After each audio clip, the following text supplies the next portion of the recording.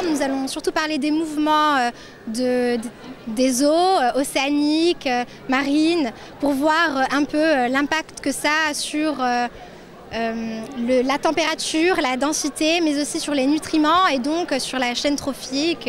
Voilà, c'est pour pouvoir apporter ça aux collégiens surtout. Alors justement, c'est important de transmettre ça aux collégiens. Oui, c'est vraiment important parce que du coup, ils arrivent à savoir comment est-ce que de tels phénomènes arrivent.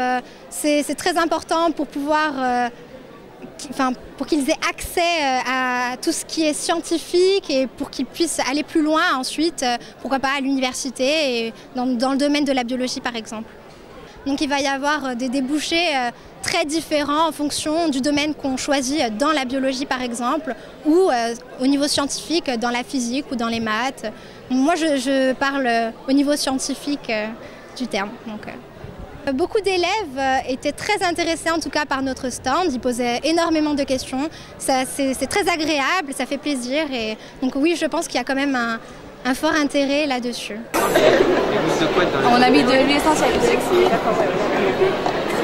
Le stand est le stand du laboratoire de biochimie et de biologie moléculaire de l'Université de Corse et nous montrons aux élèves en fait, la production et l'utilisation de molécules à haute valeur ajoutée telles que la molécule note verte. Ça permet de sensibiliser les élèves à des thématiques telles que l'industrialisation ici et surtout avec les biotechnologies et les procédés biocatalytiques. Leur expliquer à différents niveaux avec différents vocabulaires, je dirais.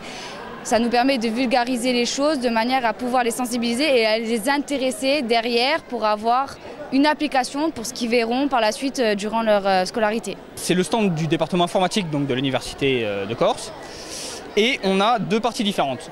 On a une partie qui est une démonstration de ce qu'on fait alors c'est de la robotique. Pour le coup, il va s'agir de Lego. C'est assez classique, c'est assez... Ça nous rappelle des jouets d'enfance qui vont être contrôlés par un programme informatique. Donc on va pouvoir leur faire différentes tâches. Pour le coup, ce qui va se passer, c'est qu'on les a programmés pour qu'ils restent dans une certaine zone. Donc on va pouvoir voir, dans notre cas c'est une feuille, et dessiner quelque chose dessus. Donc on va voir les robots qui se déplacent et qui tracent un trait pour dessiner quelque chose. Soit qu'on leur donne, soit qu'on leur laisse trouver aléatoirement en suivant nos besoins. Et pour cela, on a utilisé différentes technologies. Ce que j'entends par technologie, c'est différents types de capteurs. Il va y avoir des capteurs, par exemple, de couleur. Donc le robot va détecter qu'il y a un changement de couleur et donc il n'est plus dans la zone adéquate. Et donc il va changer de direction. Il y a d'autres capteurs avec des capteurs ultrasons qui, eux, vont détecter des obstacles éventuels. La deuxième partie de notre stand, c'est pour montrer les avancées qui se font en matière d'environnement virtuel. Donc on a toute une partie réalité virtuelle qui permettent donc à différentes personnes qui vont être pris dans les groupes qui viennent visiter notre stand pour se plonger dans un monde virtuel et donc l'explorer un petit peu, voir ce qu'on peut faire dedans. Est-ce que c'est des métiers à déboucher?